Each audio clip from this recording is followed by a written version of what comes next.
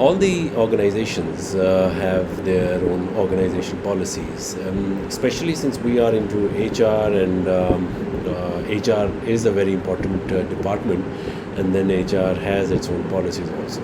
In today's presentation, I will just share a very brief as to how the HR departments, their managers, directors, they should see the employee policy, and if they need to change it, make a new one, how they should consider this option of changing the new policy or bringing a new policy.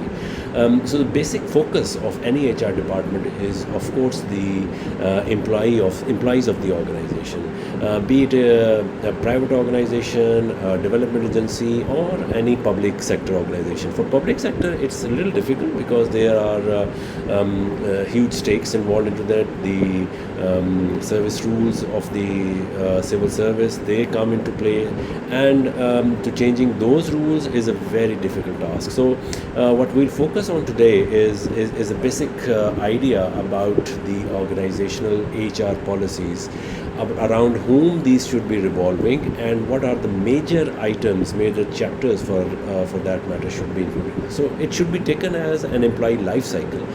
It's a complete employee life cycle that should be covered into an HR's organizational policies.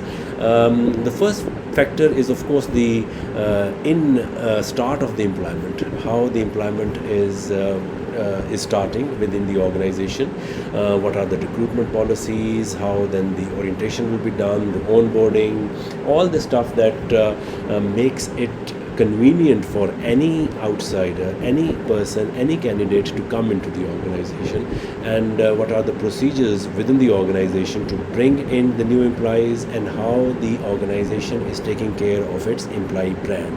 Then how the orientation is done, the onboarding is done, all the first few perhaps months within the organization of a new employee that comes into the start of employment policies. Then the next phase is the documentation and the legal aspects of the employee.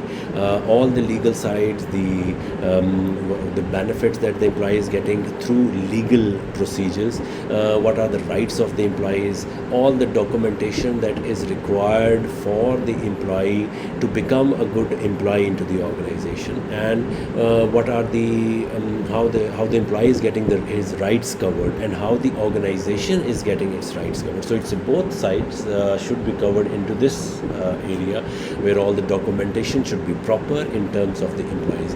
Now this documentation is not only related to the start of the employment, but all the other parts of the employee's life cycle till the exit. Of course, all the documentation should be proper, it should be available, and it should all be legal. It should not be anything which is contrary to the rules and regulations of the constitution of a country, of the area that the company is operating in.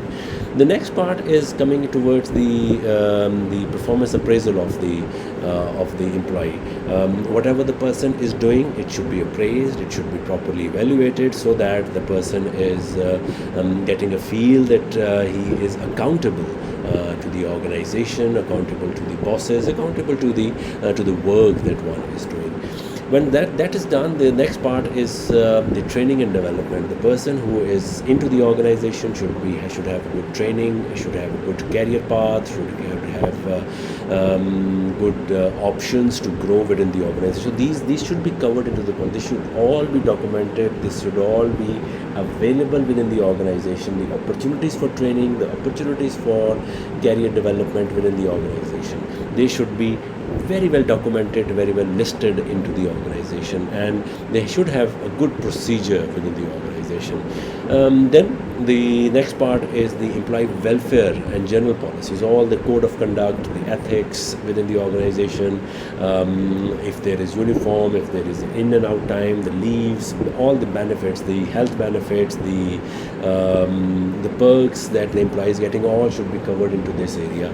So you can looking at a little out of the box here also in terms of defining what should be included into the general policies and how you should be covering all these steps into this. And then the last step is the exit part of the employee, the end of the employment, all the exit processes, how the resignation should be done, if it is a dismissal, if it is a termination, if it is a voluntary resignation, all these stuffs, and how long it will take for an employee to get his clearance or all those stuffs, and what are the clearance procedures and experience letters and all those stuff. So this is generally covering all the employee life cycle within the organization, and the major aspects of an employee's work into the organization is covered into this employee cycle. There are lots of details within these chapters or within these broader policies, especially the procedures, that all the steps, how all those steps will be taken care of within the organization, and then the standard operating procedures, and then of course the implementation, how the implementation will be done. Somehow the policies are made into the organization, but implementation is lacking.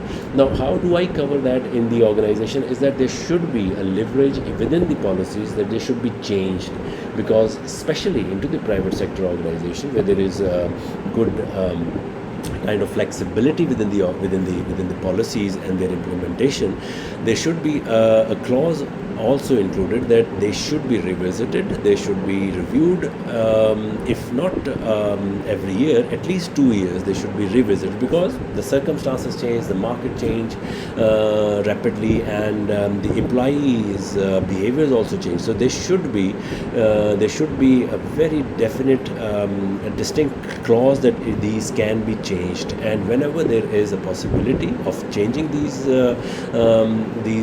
policies, that should be documented as well. So there is a lot of detail within these policies, and in our next presentations I will try to cover some very interesting policies that an organization can adopt within the organization for their employees, and for the benefit and for the growth of their employees. So all those policies can be dynamic and can help the employees and at the same time the organization to grow within their own spectrum. So thank you very much, and Khuda Hafiz.